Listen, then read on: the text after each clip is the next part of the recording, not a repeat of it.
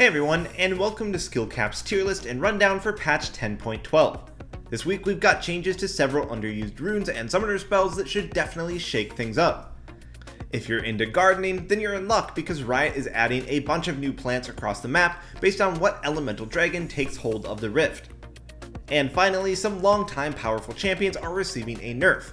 Yes, I'm looking at you Yasuo mains. This patch is a big one and definitely has some interesting changes. Speaking of which, how have you guys been liking the AD carry changes from the last patch? Do you think bot lane is in a good spot now, still too weak, or too powerful? Let us know in the comment section below. And while you're down there, make sure to subscribe, like, and hit the bell icon to keep up to date with the latest strategies and start taking your game to the next level. Jumping straight into it, we have changes to key summoner spells and runes.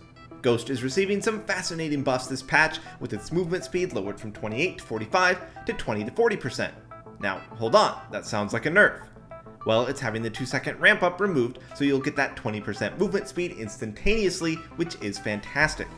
This comes at a price though, as the cooldown is being increased by 30 seconds. With one more amazing addition being that it will add 4 to 7 seconds to the duration for each takedown. This could potentially let you have 100% uptime on Ghost over the course of an entire teamfight. Yes, that means champions like Darius, who were a must ban and in the Overpowered tier last patch, can suddenly be dunking on players while running at maximum speed. Our experts definitely agree that this is overall a buff to the summoner spell. Moving on to the Predator rune, which is almost receiving a mini rework this patch. The cooldown is being lowered from 150 to 100 to 100 to 70 seconds. The damage is also being effectively cut in half, with its movement speed no longer granting 67.5% instantly reduced to 45%, and instead accelerates to 45% over 1.5 seconds only when moving towards enemy champions. Its hunt duration is also being lowered from 15 to 10 seconds. There are also some quality of life changes, with there no longer being a channel activation, it only dealing damage to champions, so no more accidentally proccing it on minions, and they've removed the start of game cooldown, giving you the option to start with a pair of boots and immediately use the rune. Now, the biggest nerfs to this rune are going to be the fact that it now takes 1.5 seconds to accelerate to 45% movement speed, and you only gain it when moving towards an enemy champion. When you combine this with the fact that the hunt duration is 5 seconds shorter and the damage is cut in half, it's really looking like this is a big nerf for most champions that take the rune, and I'm looking at you, Gragas. However, champions that don't necessarily need the damage and just need help getting on top of targets, like Rammus, Volibear, Skarner, just to name a few, this could very well be a buff for them. It's definitely a hard one to predict, and we'd love to hear whether you guys think this will be a buff or nerf in the comments section below. The support rune Guardian is also receiving some massive changes, with its range being increased from 175 to 350. It will no longer trigger on any damage, and instead only on 75 to 200 damage in the last 2.5 seconds or lethal damage. And the shield it gives is being buffed from 70 to 150 to 80 to 200. However, the 20% movement speed boost is being removed. There are definite buffs in these changes with the increased range and raw shield increase, but one of the most interesting is how it will no longer trigger on any damage. This means that a support throwing out a 50 damage auto attack won't suddenly trigger a 150 shield, putting it on a massive cooldown. Overall, these are some great buffs, but keep in mind, you've now lost that 20% movement speed boost, which was one of the more undervalued aspects of the rune. Next up, we have Unflinching. It will now grant 10% tenacity right out of the gates, and this will increase up to 30% based on missing health, with the maximum benefit being when you yourself are at 30% HP. This is instead of gaining 15% tenacity for 10 seconds after using a summoner spell, then 10% for each summoner spell on cooldown thereafter. Unflinching was already a pretty underused rune for most of the player base, but a lot of pro players actually considered it to be kind of secretly OP. With these changes, it's essentially the same rune, except you now passively gain the effects rather than having to use summoner spells to gain them. So overall, this is definitely a buff, and we could see some bruisers with kiting problems such as Darius, Udyr, Volibear, etc. finding use with this rune. Moving on, approach velocity has lost its 15% movement speed increase towards allied champions, but instead gains a flat 7.5% increase towards movement impaired enemy champions. If you are the only one who has movement impaired the enemy, then you still get that sweet 15% increase. Overall, this is a welcome buff for everyone besides Tahm Kench, who's the only champion who ran this for the allied increase. Alright, heading into the changes to the terrain on the rift itself. As I'm sure many of you know, when you get the Cloud Rift, it will spawn wind areas that give you movement boost. Well, these areas will now increase your movement speed by even more, 35% to be exact, when out of combat. Additionally, new Scryer's blooms will appear outside of the base gates and near the Tribrush. These scryer blooms outside of the base will definitely help losing teams regain vision and map control, as they can activate them and help spot out and clear wards in their own jungle. In addition to this, when you gain the infernal rift that destroys the terrain, you will also see more blast cone plants spawn near the Grom camp, outside the base gates, near the wolf camps, and inside the alcoves. The ones we're most excited about are the base gates, since we'll be seeing more hard engages from teams who are sieging without the need of flash being available. Overall, these changes will increase both playmaking potential and the chances of being tilted like blast cones already do. But what do you think of the terrain changes? Do you think they're enough to actually impact the outcome of the game? Let us know in the comments. Heading into the top lane changes this patch, don't be scared to find fiddlesticks hiding in the lane brushes. The changes to fiddlesticks on the last patch 10.11, where we saw his W get 20% more damage to minions, as well as his abilities now terrifying enemies if he's casted while he is posing as an effigy. This actually caused his pick rate in the top lane to go from 1 to 9% overnight, and his win rate in the top lane is nothing to scoff at either, sitting at a solid 52%. What's unique is that he's building tanky items such as Frozen Heart and Spirit Visage, and combining that with more bruiser AP items like Liandry's Torment that give him both damage and health, and Zhonya's that gives him damage and armor. This sudden emergence of top tank fiddlesticks has caused Riot to hit him with a nerf this patch, lowering his W's minion damage from 60 to 50%. Keep in mind that his W heals him based on the damage he's dealing, so less damage to minions means less healing and less pushing power in lane. We think that this is enough to drop lane fiddlesticks from the S tier into the A tier for this patch. Akali is receiving a much needed buff onto her Q ability, with its base damage increasing by 5 at all ranks and an additional 5% AP scaling, totaling to 65 up from 60. This change will guarantee her Q to kill caster creeps with one hit at level 9 after finishing Gunblade, which will help her both score CS and also push the wave to get more roams off. These changes are nice, but our experts don't think they're nice enough to send her into the B tier just yet. For now, we'll continue to see her in the C tier. Volibear got some much needed quality of life hotfixes this patch, alongside some significant mid 10.11 updates that have been live for a week now. On 10.12, he also received some minor buffs to his base health and mana per level, and more importantly, gained some significant buffs to his ultimate. The turret disable has increased its duration on its first rank by 1 second, in exchange for losing a second of turret disable duration at maximum rank, which is great for the bear since it's much more important to disable turrets in the early game than late. Additionally, its radius has been increased by 50 alongside a noticeable damage increase of 50 on its first rank. While his win rate was shockingly bad on release at 38%, he's steadily climbing towards 48%, and we feel that he's still better than he looks, and once players figure out how to play him, he'll start to win a lot more games. We still think his W has a lot of power in it, and once players continue to adapt and play around its cooldown better than they are now, it'll significantly improve their win rates on the champ. Because of this, we'll be putting him at the bottom of the B tier, but this is certainly an interesting topic. Most players are split down the middle, either thinking he's straight up trash, like his win rate suggests, or that people just need more time to figure out how to play him properly. Let us know what you think of Volibear in the comments below. Alright, jumping straight into our top lane tier list, Tryndamere is spinning into our OP tier this patch because of the ghost buffs that we mentioned at the start of this guide. Darius will be joining him as he moves ahead of Fiora, as he's also an OP ghost user. Both of these champions were already gods of snowballing, but now they'll snowball even harder with Ghost now extending its duration for each takedown. However, this doesn't have them topping the Monkey King Wukong, as he's still dominating the top lane with a 53% win rate, and with no nerfs hitting him this patch, definitely keep on locking him in when he's open. Now, a pick top laner should be on the lookout for is Singed, who has risen into the S tier this patch. He's currently sporting a 53% win rate for the average player and a 59% win rate for those that master him. As you can see, he's already a very strong pick on the current patch, but with those ghost buffs that we've covered earlier, this will only serve to make him even stronger. There is absolutely some freelo to be picked up with him before the rest of the player base catches on. And following the ghost trend, pay attention to more Nasus getting picked, especially in the lower elo brackets where he thrives. Nasus himself got direct buffs on patch 10.7 that immediately saw his win rate jump up, and although it's only at 51% right now, it's definitely a pick that could trend upwards after the ghost changes. For low elo recommendations this patch, that's for gold and below, we recommend Tryndamere, Darius, and Maokai. Tryndamere and Darius are going to be insane low elo stompers with the ghost changes on this patch, while Maokai is the simpler champion if you're just trying to focus on learning the role as a whole. For bans, we recommend Wukong, Darius, and Fiora. These three champions have the highest pick rates while also being in the overpowered tier. If you had to go with only one of them, then for this patch, our experts recommend getting rid of Darius if you aren't playing it. Alright, sweeping into the jungle changes, we have a huge nerf to Trundle's early game, with his W's movement speed being reduced from 30 to 50 to 20 to 52%. As he has low mobility and relies on that movement speed with Pillar to connect for his ganks, a reduction here is going to hurt his early game for sure. For that reason, we're dropping Trundle from the A tier into the B tier this patch. Next, we must talk about the huge Predator rework and how it will change the jungle in the new patch. While it does less damage and less duration, the instant activation and reduced cooldown will make it an excellent choice for junglers who gank with crowd control instead of damage. We expect Rammus and Skarner to improve their early game ganks with a new Predator, as they just need to connect with their target and lock them down. In addition, we're moving Fiddlesticks to the top of the OP tier, as he could even run with this rune, which would unlock the potential to gank early before even hitting level 6. We've already seen success with Predator Fiddle in Korea to make his early ganks work, and with his rework, it could become mainstream. Sadly, for champions like Gragas who rely on damage with their ganks, the Predator change will actually hit him hard as a nerf. Alright, heading into the jungle tier list, we have Fiddlesticks, Wukong, Kayn, and Olaf in the OP category, nothing too different from the last patch.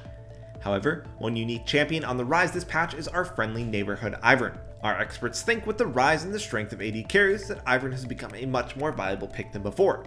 Additionally, he received some major buffs that went unnoticed on patch 10.7. Sure, you might not be the most alpha jungler on the Rift solo carrying games, but if you duo queue with an ADC, he's definitely a super strong pick.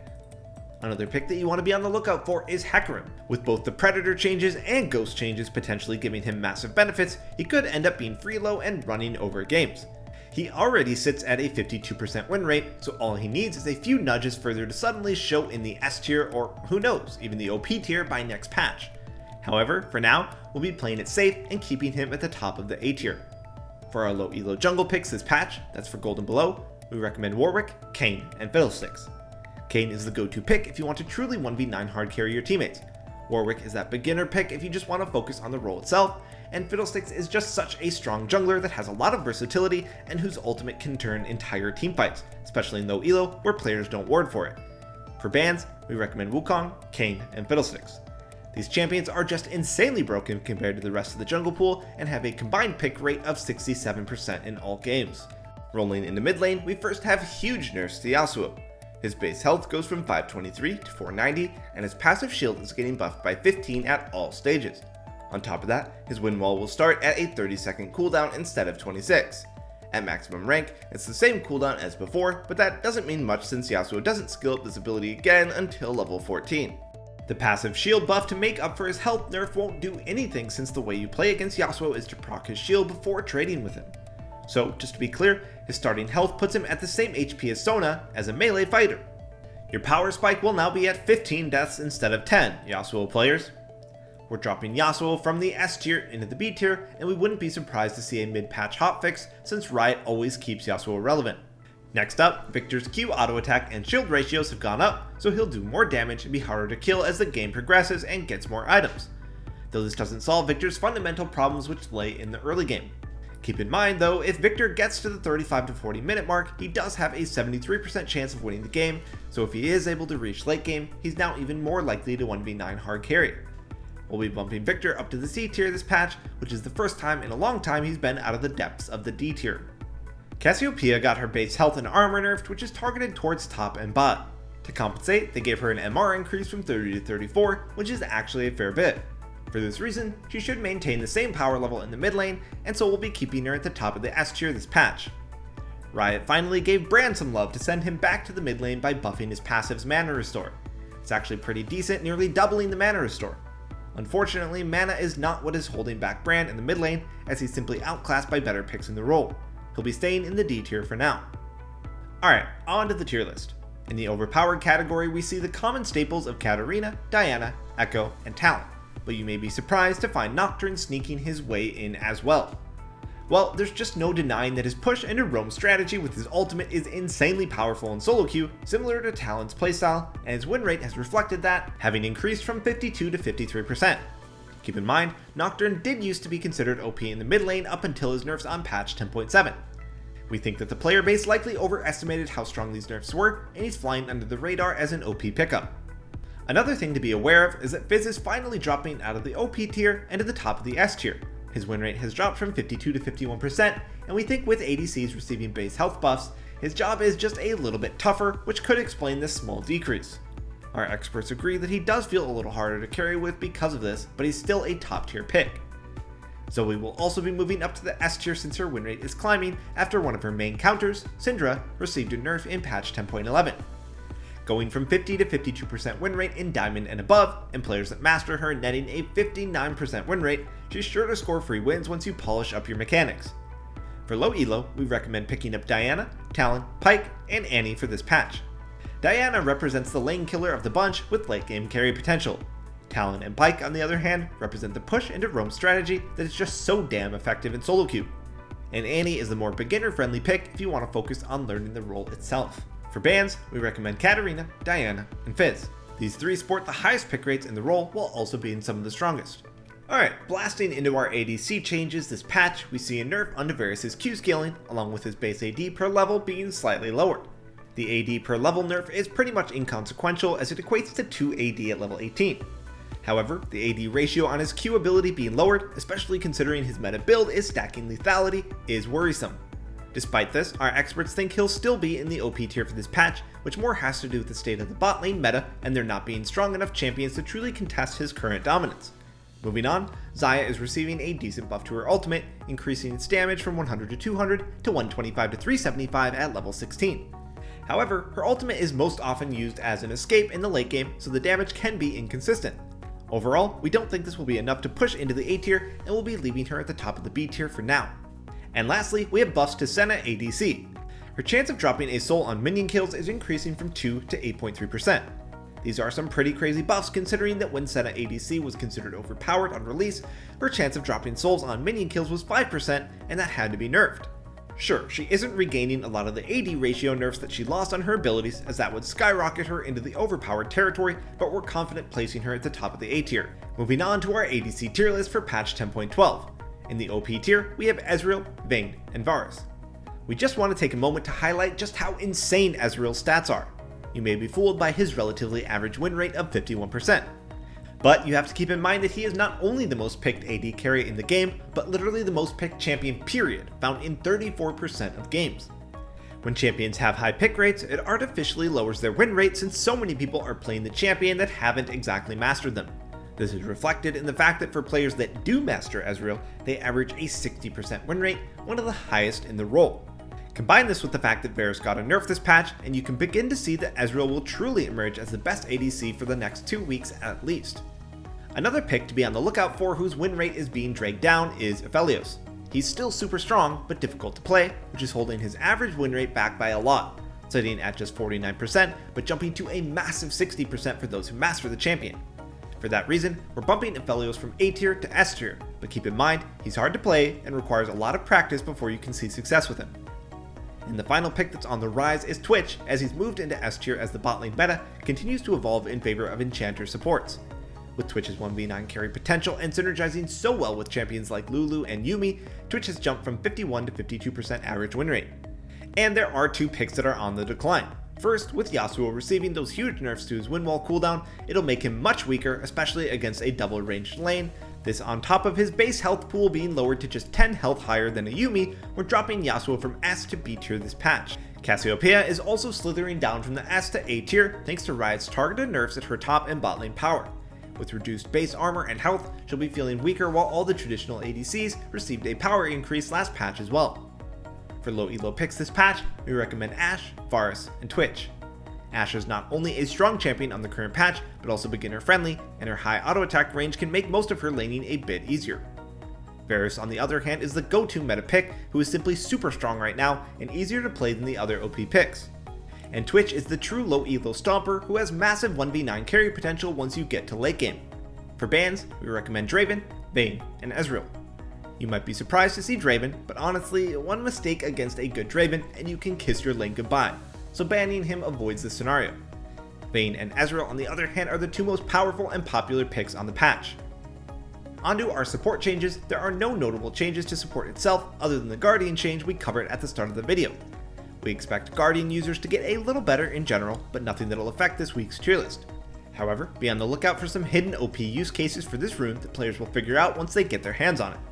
Moving into the tier list, Senna will be shooting her way into the OP tier. With the recent emergence of her new build, where she picks up Frozen Mallet and runs Grasp of the Undying, she's become a real pain to deal with.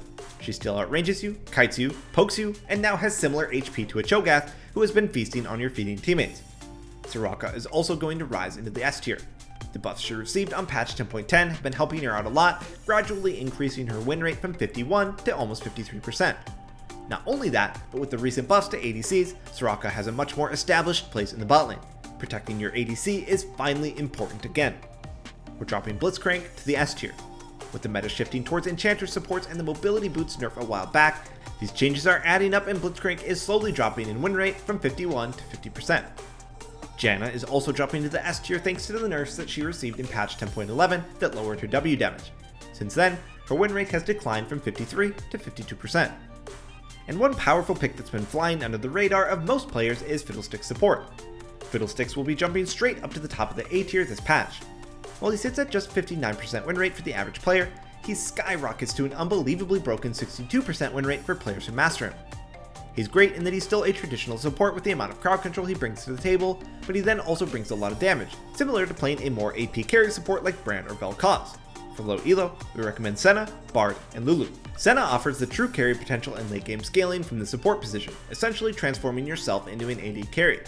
Bard, on the other hand, wins through roaming and impacting the map while leaving your ADC to inevitably feed as he would anyway. And Lulu is the best traditional enchanter support in the meta, as now you also have options in lower elo to transition into a more carry-oriented damage build if snowballing. For must bans, we recommend Yuumi, Lulu, and Blitzcrank. Yuumi is just too hard to counter and offers free scaling and laning phase that can often stonewall you into going even. Lulu is one of the most powerful picks while also having one of the highest pick rates. And although Blitzcrank may not be the most powerful champion on the patch, his high pick rate and frustrating laning phase can make him a valuable ban. And finally, we have the section we're all here for, the new skins. Riot is adding additional High Noon skins to the lineup this patch for Aurelia and Senna, with High Noon Aurelia costing 1350 RP and Senna being a legendary skin at 1820, they better be good, and I can confirm they sure are. I mean, let's talk about High Noon Senna, who now has a horse. Yes, that's right, she literally rides a horse out of the base, which is just awesome. Do you think this skin is worth the 1820 price tag? Yay or nay? Then lastly, we have Hextech Nocturne. The skin looks incredible and might be the best Nocturne skin so far. If you weren't already, you'll want to start saving those gemstones in the bank. Our favorite skin this patch is of course High Noon Senna for obvious reasons, though we do want to mention Hector's been working overtime to save up for the High Noon Aurelia with a pink chroma. So be on the lookout for that. Alright, we here at skillcapped put a ton of work into our tier list, and the best way for you to show your love and support is to like, subscribe, leave a comment, and share this video. Remember, the content that you find on our YouTube channel is just a taste of the hyper improvement platform you'll find on our website. If you're serious about improving and want to rank up, there's no better time than now to go to skillcapped.com, link in the description below. And as always, good luck and have fun on Summoner's Rift.